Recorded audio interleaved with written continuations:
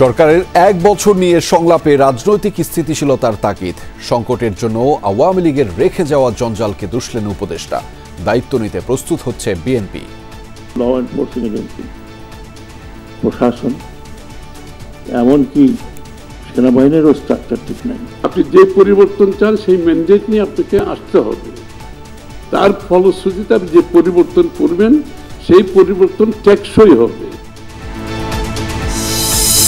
ফেব্রুয়ারির নির্বাচনে ভোট দিতে পারবেন অক্টোবরে 18 বছর হওয়া তরুণরা। পুলিশের বেহাত অস্ত্র উদ্ধারে পুরস্কার ঘোষণা করবে মন্ত্রণালয়।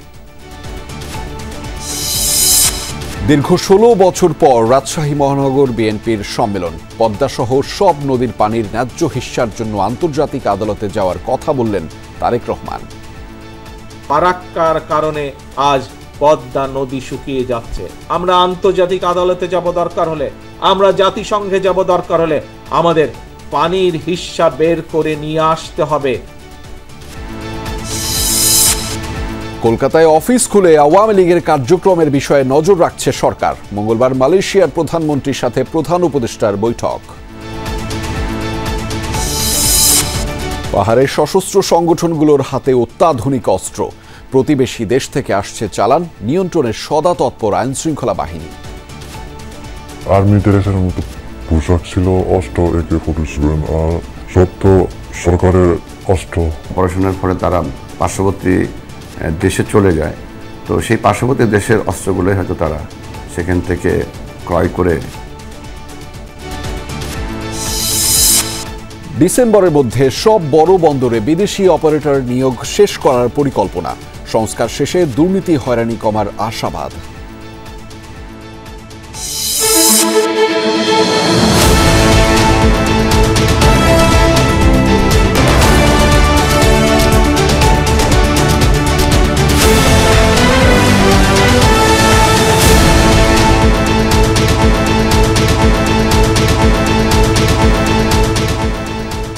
দর্শক, আমন্ত্রণ সন্ধ্যার বাংলাদেশের আয়োজনে আপনাদের সঙ্গে আছি আমি আহমেদ রেজা। এতক্ষণ শিরোনাম দেখছিলেন।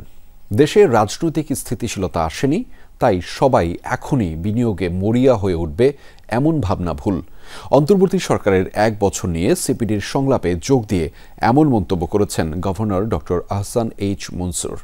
সংলাপে শ্রম উপদেষ্টা বলেন, দায়িত্ব নেয়ার পর থেকেই সরকারকে নানা ইস্যু মোকাবেলা করতে হয়েছে, তাই ঢালাওভাবে ব্যর্থ বলা উচিত নয়। আর বিএনপি নেতা আমির খসরু মাহমুদ চৌধুরীর দাবি, সরকার গঠন করলে প্রথম দিন থেকেই পারফর্ম করার প্রস্তুতি নিচ্ছে তার দল। অন্তর্বর্তীকালীন সরকারের ডক্টর মোহাম্মদ ইউনূস যখন সরকারের হাল ধরেন তখন দেশের অর্থনীতিতে চলছে রক্তক্ষরণ। রিজার্ভে টান, খেলাপি ঋণের পাহাড় আর চড়া মূল্যস্ফীতি নিয়ে তখন বিনিয়োগকারীদের আস্থা তলানিতে। এসব নিয়ন্ত্রণে কঠোর মুদ্রানীতি নেয় কেন্দ্রীয় ব্যাংক, ঢেলে সাজানো হয় মুদ্রা ব্যবস্থাপনা। আইনের আওতায় আসেন দুর্নীতিবাজদের কেউ কেউ। যে ব্যক্তি খাতে যে ঋণ প্রবাহটা সেখানে গবেষণা সংস্থা centre for policy dialogue CPD বলছে, এখনও শেষ রক্ষা হয়নি, কেননা বিনিয়োগ পর্যাপ্ত নয়। স্থিতিশীলতা ফেরেনি শেয়ার ও বন্ড মার্কেটে। বিদেশি ব্যাংকের সাথে লেনদেন বাড়লেও এলসি বাড়ছে নগণ্য হারে। মূল জায়গা যে মানুষের জীবন জীবিকার উপরে যে একটা প্রভাব পড়েছে, সেইটার থেকে আসলে মানুষকে স্বস্তি দেওয়া, সেখানে কিন্তু সত্যিকার অর্থে আমরা তেমন একটা উদ্যোগ দেখতে পাইনি। ব্যবসায়ীদের অভিযোগ, বিভিন্ন খাতে অনিয়মের কুশীলবরা ঘাপটি মেরে আছে, সমন্বয় নেই নীতি প্রণয়নে। গ্যাসের ট্যারিফ প্রতি বছর কত পার্সেন্ট করে বাড়াবেন বলে দেন, 5 বছরের জন্য, কোনো সমস্যা নাই। তাহলে প্ল্যান করতে পারবো যে এই আমার ইলেকট্রিসিটি বিল, আমার গ্যাস বিল বা আমার অন্যান্য যে চার্জেসগুলো আসবে, বেসড অন দ্যাট আমি আমার বিজনেস প্ল্যান করতে পারবো। যে ব্যাংক নষ্ট রান হয়ে গেছে, সেই ব্যাংকে আবার টাকা পাঠাচ্ছেন কেন? আপনি গ্রাহককে টাকা দিয়ে বিদায় করে দেন, ওই চোরগুলোকে আবার টাকা পাঠাচ্ছেন কেন? ওই ব্যাংকের মালিকানা কিন্তু কখনো নষ্ট হবে না, কোনো না কোনো সময় আবার এসে ছবল মারবে। এ সময় সাবেক বাণিজ্যমন্ত্রী আমির খসরু মাহমুদ চৌধুরী বলেন, বিগত স্বৈরাচার সরকারের বাজেটকে এগিয়ে নেওয়া ঠিক হয়নি। আপনি যে পরিবর্তন চান সেই ম্যান্ডেট নিয়ে আপনাকে আসতে হবে। তার ফলশ্রুতিতে আপনি যে পরিবর্তন করবেন সেই পরিবর্তন টেকসই হবে। আর যদি চাপিয়ে দিয়ে কোনো পরিবর্তন করতে চান, যে আমি মনে করি এটা গুরুত্বপূর্ণ, সুতরাং এটা মানতে হবে, সেটা টেকসই তো হবে না। আলোচনায় বাংলাদেশ ব্যাংকের গভর্নর বলেন, রাজনৈতিক স্থিতিশীলতা না এলে দেশে বিনিয়োগ আসবে না। অন্যদিকে সব ক্ষেত্রে অন্তর্বর্তী সরকারকে ব্যর্থ মানতে নারাজ শ্রম উপদেষ্টা। এই স্বৈরাচারের দোষর থেকে বাঁচতে অ্যাডমিনিস্ট্রেশন এখন একটা নড়বড়ে জায়গা আছে। ল এনফোর্সিং এজেন্সি, প্রশাসন, এমনকি সেনাবাহিনীরও স্ট্রাকচার ঠিক নাই। পুরোটা ফ্যাসিজমের পাল্লায় পড়ে। when we talk about fascism মানে স্টেটের প্রত্যেকটি অঙ্গকে ক্যাপচার করা। 65 বিলিয়ন করে আমি ইম্পোর্ট করছি, তাতে কি ইম্পোর্ট কম হচ্ছে? বাজারে কি কোনো শর্টেজ আছে, কোনো পণ্যের অভাব আছে? তা তো নেই। হ্যাঁ, হয়তো বলতে পারেন যে ক্যাপিটাল মেশিনারিজ ইম্পোর্ট করছি না, legitimate question, but answer is that who is going to invest in this environment? আমাকে তো স্টেবিলিটিটা আনতে হবে। আমার স্টেবিলিটি আর আর্থিক খাতে কেবল এসেছে, রাজনৈতিক খাতে তো এখনো আসে নাই।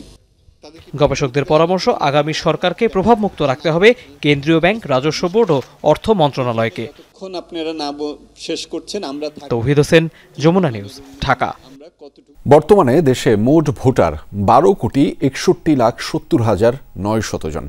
নতুন করে বেড়েছে 24,38,626 জন ভোটার।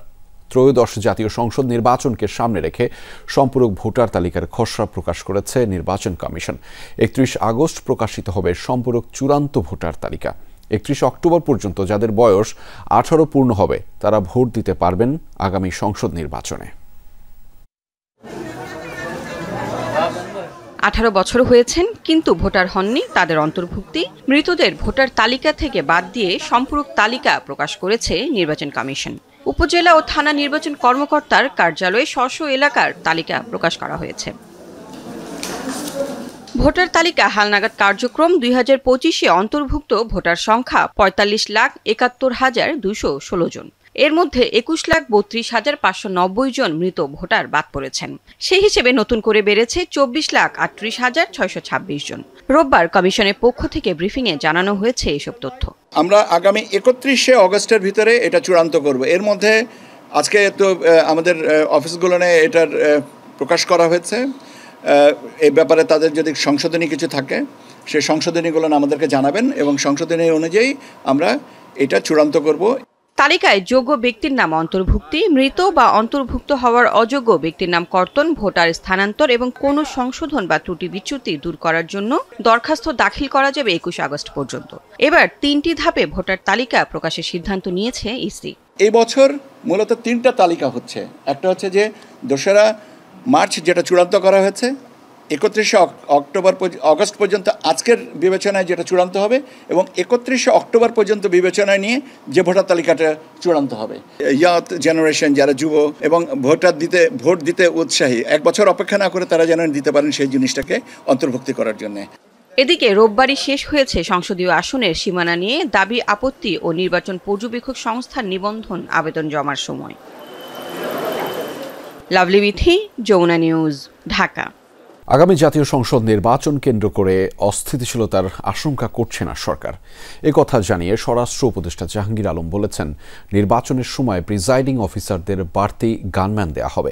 এ সময় তিনি নির্বাচন সুষ্ঠু ও শান্তিপূর্ণ করতে রাজনৈতিক দলগুলোর দায়িত্বের কথাও স্মরণ করিয়ে দেন। জুলাই আগস্টে লুট হওয়া প্রায় 700 অস্ত্র উদ্ধারে পুরস্কার ঘোষণারও কথা জানিয়েছেন উপদেষ্টা। রমজানের আগে ফেব্রুয়ারিতে নির্বাচন সামনে রেখে প্রস্তুতি শুরু হয়েছে। তবে সুষ্ঠু ও শান্তিপূর্ণ নির্বাচনের ক্ষেত্রে বড় চ্যালেঞ্জ আইন শৃঙ্খলা পরিস্থিতি। এ নিয়ে প্রশ্নও তুলছে রাজনৈতিক দলগুলো। তবে আইন শৃঙ্খলা সংক্রান্ত কোর কমিটির বৈঠক শেষে স্বরাষ্ট্র উপদেষ্টা জানিয়েছেন, সুষ্ঠু নির্বাচনের আয়োজনের ব্যাপারে আশাবাদী সরকার। স্বরাষ্ট্র উপদেষ্টা বলেন, নির্বাচন শান্তিপূর্ণ করতে ভোটকেন্দ্র সহ সার্বিক আইন শৃঙ্খলা রক্ষায় ইসির নির্দেশনায় সর্বোচ্চ নিরাপত্তা দেয়া হবে। প্রিজাইডিং অফিসারদের নিরাপত্তা বৃদ্ধিতে অস্ত্রসহ একজন বাড়তি আনসার সদস্য থাকবে। পুলিশ, বিজিবিতে নতুন নিয়োগ সহ ভোটকেন্দ্রের জন্য কেনা হচ্ছে 40,000 বডি ক্যামেরা। নির্বাচনটা হলো সুষ্ঠু এবং সবভাবে হওয়ার জন্য কিন্তু শুধু আইন শৃঙ্খলা বাহিনী তো না, এটার ক্ষেত্রে মেইন ভূমিকা পালন করে যারা নির্বাচনে অংশগ্রহণ করবেন তারা। আমি এরকমভাবে একটা নির্বাচন করে যেতে যাচ্ছি যেন লোকজন আপনারা যেন প্রশংসা করেন। সুষ্ঠু না হলে আপনাকে সহ একসাথে কাঠগড়ায় দাঁড়াবো। জুলাই আগস্টে লুট হওয়া অস্ত্র উদ্ধারে বিশেষ পুরস্কার ঘোষণার কথাও জানান উপদেষ্টা। বলেন, নিউ মার্কেট থেকে 1100 দেশীয় অস্ত্র উদ্ধার হয়েছে। এসব অস্ত্র যারা তৈরি করেন তারা আরও সতর্ক না হলে আইনি ব্যবস্থা নেওয়া হবে। আমাদের যে হাতিয়ারগুলি হারাই গেছে এগুলির উদ্ধারের জন্য আমরা একটা সার্কুলার দিচ্ছি, এমন একটা প্রাইজও ডিক্লেয়ার করতেছি যে ইনফরমেশনটা দিতে পারবে তারা আমরা একটা কত টাকা দিতে পারি, ওরকম একটা নিজেদের ভিতরে আমরা একটা কমিটি করে আমরা হয়তো 2-4 দিনের ভিতরেই হয়তো মিডিয়ায় দিয়ে দিব। গাজীপুরে সাংবাদিক তুহিন হত্যাকাণ্ডের ঘটনায় দুঃখ প্রকাশ করেন স্বরাষ্ট্র উপদেষ্টা, জানান দ্রুত এ ঘটনার চার্জশিট দেয়া হবে। জনসমক্ষে একটা ঘটনা ঘটে যাচ্ছে কিন্তু কেউ এটারে প্রতিহত করতে আসছে না। আর সব জায়গায় তো আইন শৃঙ্খলা বাহিনীর লোক সব জায়গায় তো প্রেজেন্টও থাকে না, এরা হয়তো পরে এসে উপস্থিত হয়। পাবলিক চার্টারে একটা আইনও আছে কিন্তু যেখানে কিন্তু জনগণেরও কিন্তু এটা প্রতিকার করার কথা, কিন্তু আমাদের এই পাবলিক চার্টার আইনটা কিন্তু আমরা আস্তে আস্তে কিন্তু ভুলে যাচ্ছি। উপদেষ্টা জানান আগামী 25 আগস্ট থেকে পিলখানায় বিজিবি ও বিএসএফ মহাপরিচালক পর্যায়ের 4 দিনব্যাপী সীমান্ত সম্মেলন শুরু হচ্ছে। সবাই চেষ্টা করব। আলমগীর স্বপন, যমুনা নিউজ, ঢাকা। আগামী নির্বাচনে জনগণ বিএনপিকে বেছে নেবে বলে আশাবাদ ব্যক্ত করেছেন দলের ভারপ্রাপ্ত চেয়ারম্যান তারেক রহমান। বলেছেন, জনরায়ে ক্ষমতায় গেলে দেশকে নতুনভাবে গড়ে তোলা হবে। দীর্ঘ 16 বছর পর রাজশাহী মহানগর বিএনপির দ্বিবার্ষিক সম্মেলনে দেয়া ভার্চুয়াল ভাষণে তারেক রহমান বলেন, বিগত ফ্যাসিবাদী সরকার শুধু নির্বাচন ব্যবস্থা নয়, দেশের সব খাতকে ধ্বংস করেছে, নৃশংসভাবে দমন করেছে বিরোধী মতাবলম্বীদের। দীর্ঘ 16 বছর পর রাজশাহী মহানগর বিএনপির দ্বিবার্ষিক সম্মেলন। বিভিন্ন ইউনিটের নেতাকর্মীরা মিছিল নিয়ে জড়ো হন সম্মেলন স্থলে। সবার মাঝে ছিল উৎসবের আমেজ। সম্মেলনে ভার্চুয়ালি যুক্ত হন দলের ভারপ্রাপ্ত চেয়ারম্যান তারেক রহমান। প্রধান অতিথির বক্তব্যে তিনি বলেন, জনগণের আন্দোলনে দেশ থেকে স্বৈরাচার বিদায় হয়েছে। আগামী নির্বাচনের মাধ্যমে জনগণের রাজনৈতিক অধিকার প্রতিষ্ঠা হবে। স্বৈরাচার বিতাড়িত হয়েছে, জনগণের রাজনৈতিক অধিকার ধীরে ধীরে প্রতিষ্ঠার দিকে এগিয়ে যাচ্ছে। আগামী নির্বাচনের মাধ্যমে জনগণের রাজনৈতিক অধিকার প্রতিষ্ঠার প্রথম পদক্ষেপ ইনশাল্লাহ বাস্তবায়িত হবে। আগামী নির্বাচনে জনগণ বিএনপিকেই বেছে নেবে বলে প্রত্যাশার কথা জানান বিএনপির ভারপ্রাপ্ত চেয়ারম্যান। ক্ষমতায় গেলে দেশকে নতুনভাবে গড়ে তোলার প্রত্যয় জানান তিনি। আগামী নির্বাচনে ইনশাল্লাহ জনগণের সমর্থনে সরকার গঠনে আমরা সক্ষম হলে আমাদেরকে দেশকে গড়তে হবে। একটু আগেই আমি বলেছি, স্বৈরাচার এই দেশের শিক্ষা ব্যবস্থাকে ধ্বংস করে দিয়েছে, স্বৈরাচার এই দেশের বিচার ব্যবস্থাকে ধ্বংস করে দিয়েছে, আইন শৃঙ্খলা বাহিনীকে ধ্বংস করে দিয়েছে, অর্থনৈতিক ব্যবস্থাকে ধ্বংস করে দিয়েছে, স্বাস্থ্য ব্যবস্থাকে ধ্বংস করে দিয়েছে। প্রত্যেকটি ব্যবস্থাকে তারা ধ্বংস করে দিয়েছিল তাদের নিজেদের স্বার্থে। পদ্মা সহ অন্যান্য নদীর পানির ন্যায্য হিস্সা আদায়ে প্রয়োজনে আন্তর্জাতিক আদালতে যাওয়ার কথাও বলেন তারেক রহমান। ফারাক্কার কারণে আজ পদ্মা নদী শুকিয়ে যাচ্ছে। আমরা দেখতে পাচ্ছি কিভাবে একসময় সুজলা সুফলা সবুজের ছায়া ছিল, সেখানে পানির অভাবে কিভাবে পদ্মা নদীর পানির অভাবে কিভাবে চারিদিকে মরুভূমি হয়ে যাচ্ছে ধীরে ধীরে। প্রিয় ভাই বোনেরা, আমাদেরকে চেষ্টা করতে হবে। আমরা আন্তর্জাতিক আদালতে যাব দরকার হলে, আমরা জাতিসংঘে যাব দরকার হলে, আমাদের পানির হিস্সা বের করে নিয়ে আসতে হবে। রাষ্ট্র সংস্কারে দলের 31 দফা বাস্তবায়নের গুরুত্ব তুলে ধরেন বিএনপির ভারপ্রাপ্ত চেয়ারম্যান। সর্বপ্রথম প্রায় 2.5 বছর আগে সংস্কার প্রস্তাব উপস্থাপন করেছি আমরা। জাহিদ হাসান, যমুনা নিউজ। আওয়ামী লীগ বিদেশের মাটিতে বসে দেশে অস্থিতিশীল পরিস্থিতি তৈরির চেষ্টা করছে কিনা সে বিষয়ে নজর রাখছে সরকার। একথা জানিয়েছেন প্রধান উপদেষ্টার প্রেস সচিব শফিকুল আলম। বিকেলে ডক্টর ইউনূসের মালয়েশিয়া সফর সংক্রান্ত সংবাদ সম্মেলনে তিনি আরও জানিয়েছেন, মঙ্গলবার মালয়েশিয়ার প্রধানমন্ত্রীর সঙ্গে দ্বিপাক্ষিক বৈঠক করবেন প্রধান উপদেষ্টা। সফরে দুদেশের মধ্যে শ্রম, প্রতিরক্ষা, জ্বালানি ও হালাল খাদ্যসহ নানা খাতে অন্তত 5টি সমঝোতা স্মারক সই হতে পারে। মালয়েশিয়ার প্রধানমন্ত্রী আনোয়ার ইব্রাহিমের আমন্ত্রণে সোমবার দুপুরে 3 দিনের রাষ্ট্রীয় সফরে মালয়েশিয়া যাবেন প্রধান উপদেষ্টা ডক্টর মোহাম্মদ ইউনূস। সফরের বিষয়ে বিস্তারিত জানাতে দুপুরে রাজধানীর ফরেন সার্ভিস একাডেমিতে ব্রিফ করে প্রধান উপদেষ্টার প্রেস উইং। জানান, 12ই আগস্ট মালয়েশিয়ার প্রধানমন্ত্রী আনোয়ার ইব্রাহিমের সঙ্গে দ্বিপাক্ষিক বৈঠক করবেন ডক্টর মোহাম্মদ ইউনূস। সফরে দুদেশের মধ্যে অন্তত 5টি সমঝোতা স্মারক স্বাক্ষর হওয়ার সম্ভাবনা রয়েছে। পুত্রজায়ায় মালয়েশিয়ার প্রধানমন্ত্রী কার্যালয়ে মাননীয় প্রধান উপদেষ্টা ও মালয়েশিয়ার প্রধানমন্ত্রীর মধ্যে একটি দ্বিপাক্ষিক বৈঠক অনুষ্ঠিত হবে। বৈঠকের পরপরই উভয় সরকার প্রধানের নেতৃত্বে প্রতিনিধি পর্যায়ের বৈঠক এবং তাদের সমঝোতা স্মারক স্বাক্ষরিত হবে। এর মধ্যে সহযোগিতা সংক্রান্ত সর্বমোট 5টি সমঝোতা স্মারক স্বাক্ষরিত হওয়ার সম্ভাবনা রয়েছে। এছাড়াও রোহিঙ্গা প্রত্যাবর্ষণে কার্যকর ভূমিকা রাখার জন্য মালয়েশিয়া ও আসিয়ানভুক্ত রাষ্ট্রগুলোকে আহ্বান জানানো হবে এই বৈঠকে। আওয়ামী লীগ বিদেশে থেকে দেশে অস্থিতিশীল পরিস্থিতি তৈরির চেষ্টা করছে কিনা সরকার সে বিষয়ে নজর রাখছে বলে জানিয়েছেন প্রধান উপদেষ্টার প্রেস সচিব শফিকুল আলম। আওয়ামী লীগের অফিস, আওয়ামী লীগ আপনি জানেন একটা তাদের কার্যক্রম ব্যান করা হয়েছে বাংলাদেশে। তারা বাইরে কি করছে আমাদের অবশ্যই আমরা মনিটরিং করছি। তারা যদি বাংলাদেশে বাইরে থেকে এমন কোনো অ্যাক্টিভিটিস করে যে আমাদের এখানে ইনস্টেবিলিটি ক্রিয়েট করতে চায়, অবশ্যই আমরা এটা মনিটর করছি, আমরা দেখছি। ব্রিফিংয়ে নির্বাচন প্রশ্নে শফিকুল আলম জানান, প্রতিটি ভোট কেন্দ্রের নিরাপত্তার জন্য একটি করে বডি ক্যামেরা রাখার ব্যবস্থা করা হচ্ছে, যাতে ক্যামেরায় দেখে পরিস্থিতি নিয়ন্ত্রণে ব্যবস্থা নেওয়া যায়। তো 47,000 ভোটিং বুথে প্রত্যেকটা বুথেই যাতে একটা বডি ক্যাম থাকে, এটা থাকলে যেটা হবে যে তাহলে সিকিউরিটিটা আরো ভালোভাবে আমরা ইনশিওর করতে পারবো। ফয়সাল মাহমুদ, যমুনা নিউজ, ঢাকা। পাহাড়ে আইনশৃঙ্খলা বাহিনীর মাথা ব্যথার কারণ হয়ে উঠেছে সশস্ত্র সংগঠনগুলোর ভারী অস্ত্র ব্যবহার। সহিংসতা, আধিপত্য ও অস্থিরতা সৃষ্টিতে সাবমেশিন গান, AK-47, M3 এবং শক্তিশালী SBBL শটগান সংগ্রহ করছে তারা। গোষ্ঠীগুলোর একজনের সঙ্গে কথা হয় যমুনা টেলিভিশনের সাথে। বলেন, আধিপত্য ও অধিকার রক্ষায় এমন পন্থা বেছে নিচ্ছেন তারা। পার্বত্য চট্টগ্রামের সশস্ত্র গোষ্ঠীর সক্রিয়তা নিয়ে ধারাবাহিক প্রতিবেদনের প্রথমটি থাকছে আজ।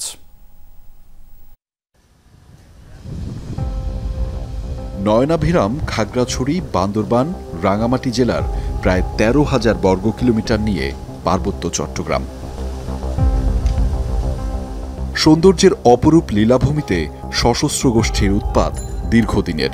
সহিংসতা, গোলাগুলি, অপহরণ ও চাঁদাবাজির অভিযোগ শোনা যায় নিয়মিত।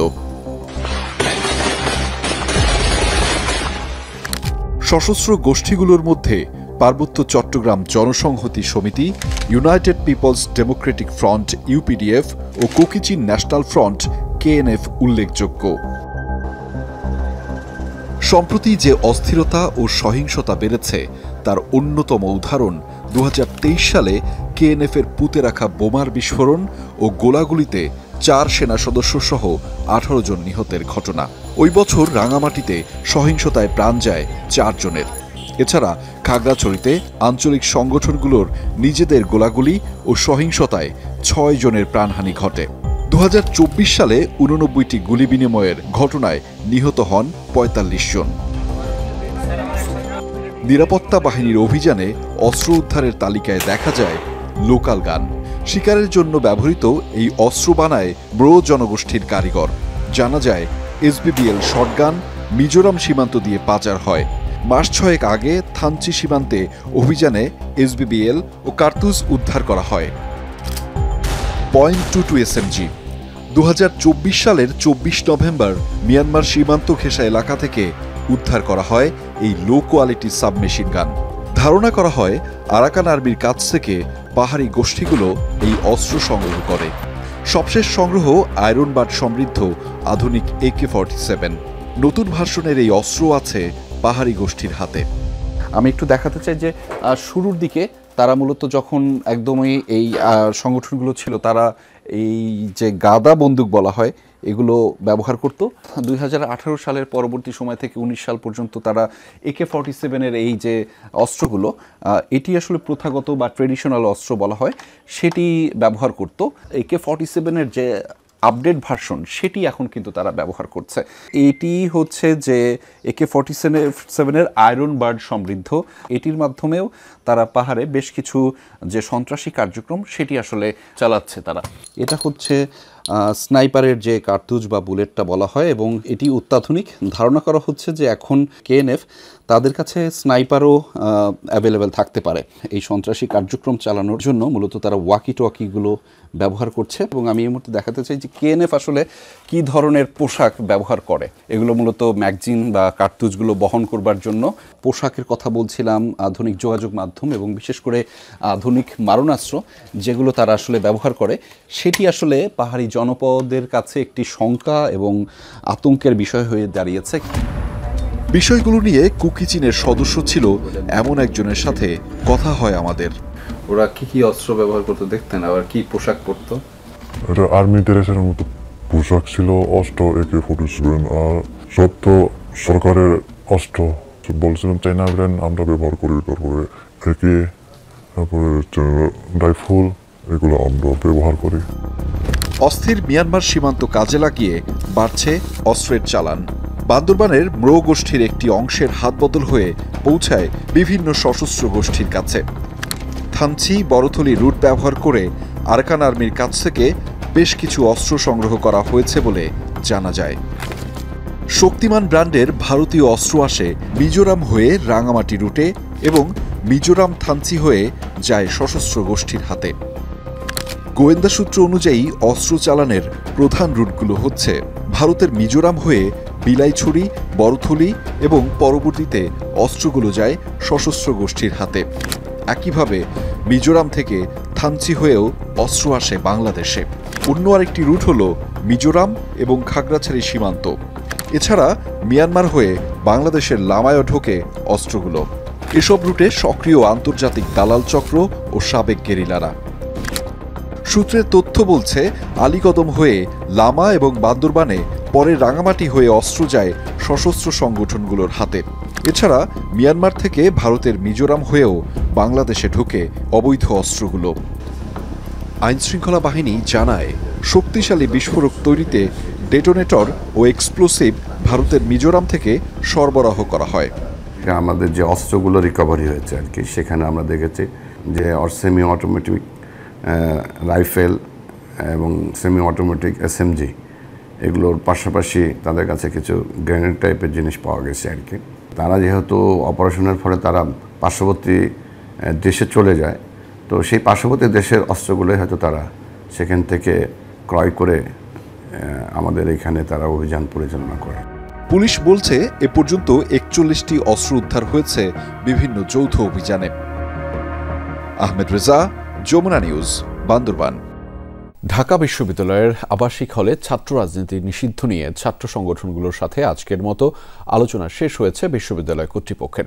বৈঠক শেষে উপাচার্য ডক্টর নিয়াজ আহমদ খান জানিয়েছেন, ক্যাম্পাসে রাজনীতির রূপ কেমন হবে তা নিয়ে সবার সাথেই ধারাবাহিক আলোচনা চালিয়ে যাবে প্রশাসন।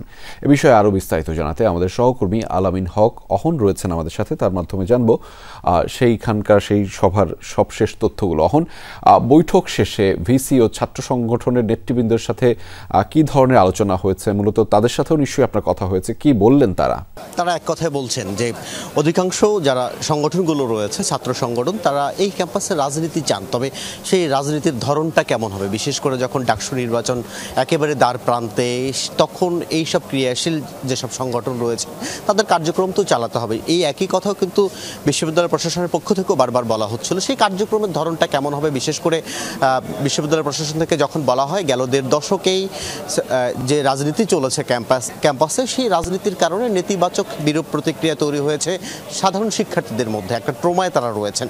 সেই ক্ষেত্রে সেই স্বাভাবিক রাজনীতি ফিরিয়ে আনতে হলে কী ধরনের রূপরেখা দরকার, সেই বিষয়ে যারা স্টেক হোল্ডার রয়েছেন তাদের সঙ্গে আলোচনা করবে। 23টি সক্রিয় ছাত্র সংগঠনের সঙ্গে যে আলোচনা শুরু হয়েছে আজকে বিকাল 3টায়, সেটি চলতেই থাকবে। অর্থাৎ এটি আজকের মতো শেষ হলেও শেষ বলা যাচ্ছে না, কারণ এটি কালকেও চলবে। এবং যে আপনি জেনে থাকবেন যে বাম যেসব শিক্ষার্থী সংগঠন রয়েছেন তারা কিন্তু ইতিমধ্যেই শিবির সেখানে উপস্থিত আছেন জন্যই তারা ওয়াকআউট করে চলে গেছেন।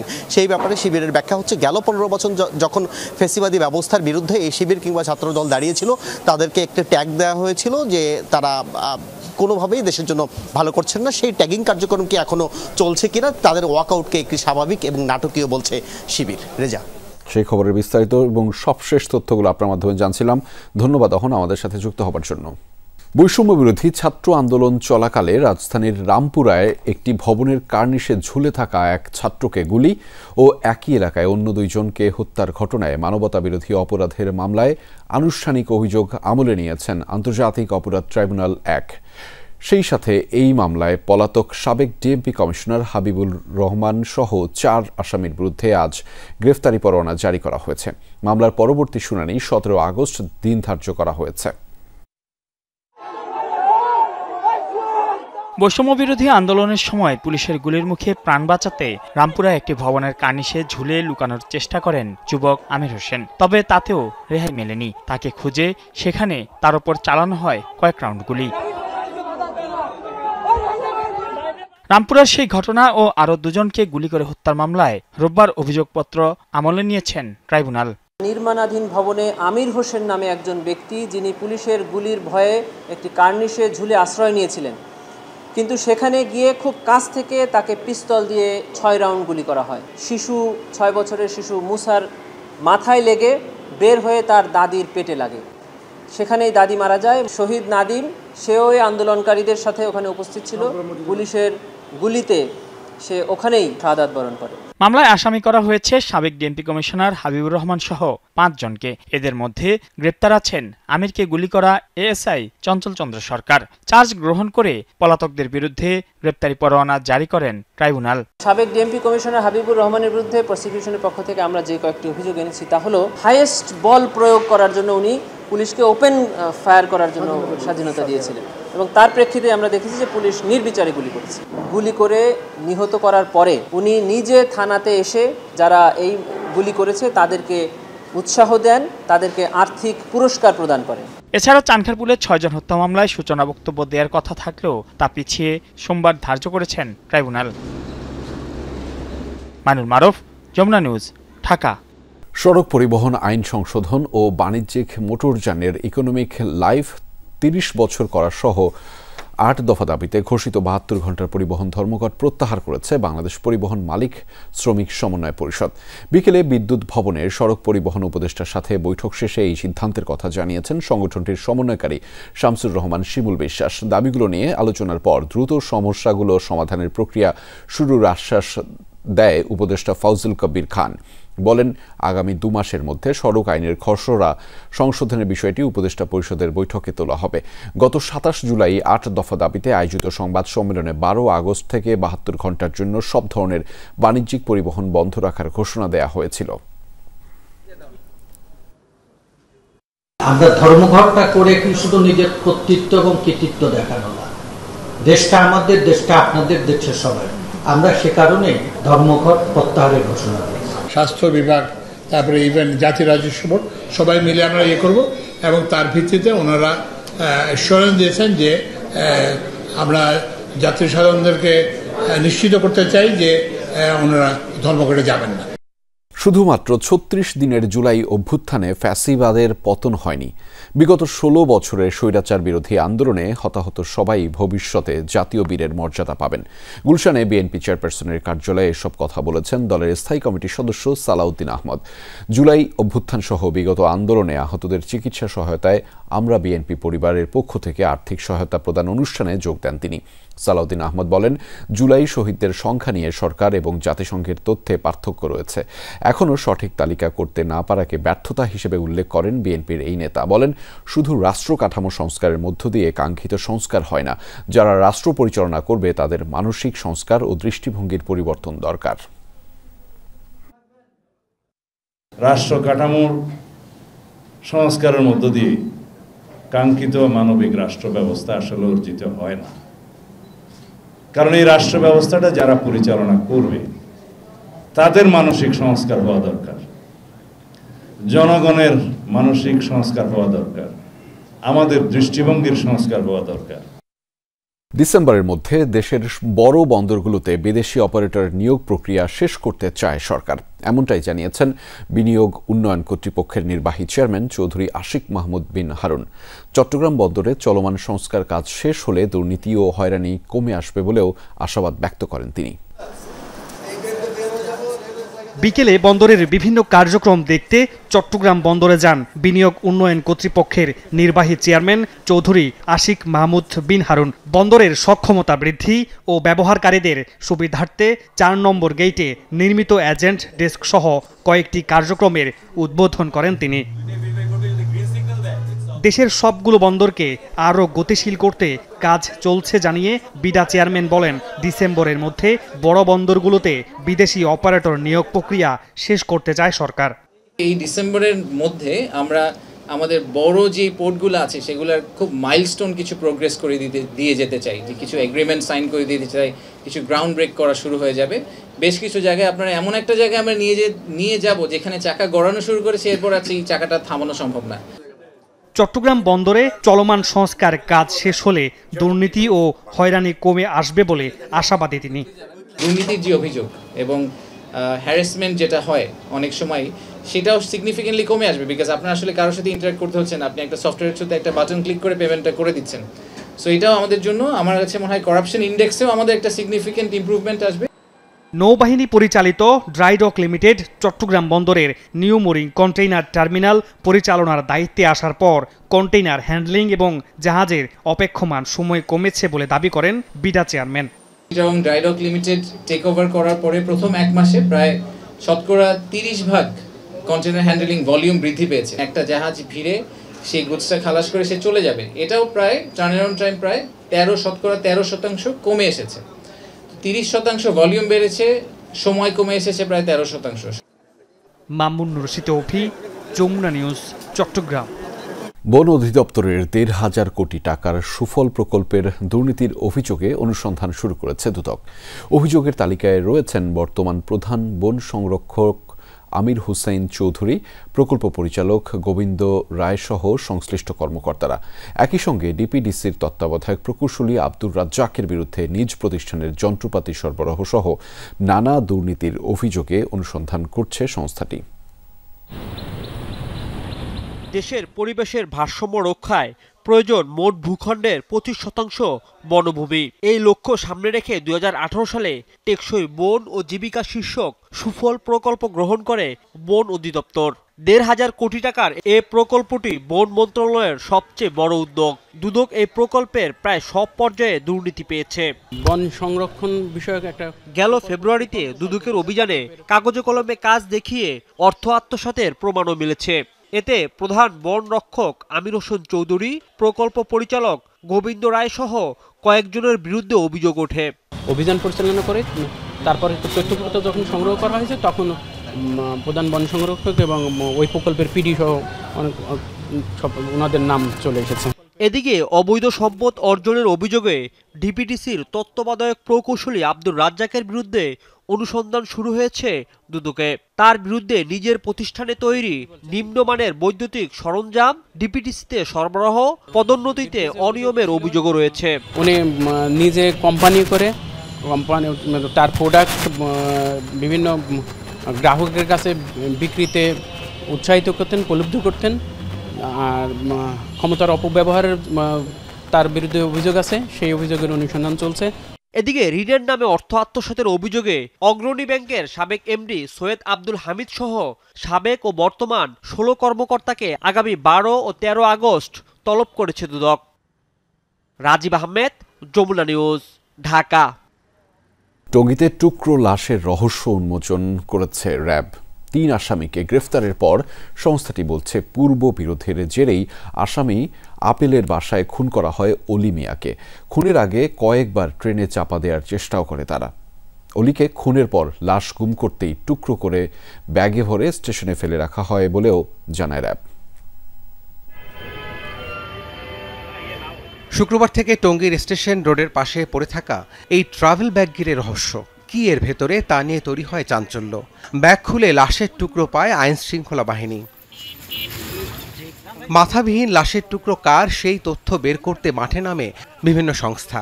উদ্ধার হয় মাথা, গ্রেপ্তার করা হয় জড়িত 3 জনকে। র্যাব বলছে নিহত অলি মিয়ার বাড়ি নরসিংদীতে, আসামিরা তার পূর্ব পরিচিত। টঙ্গীতে একই জায়গায় বসবাস করতেন তারা।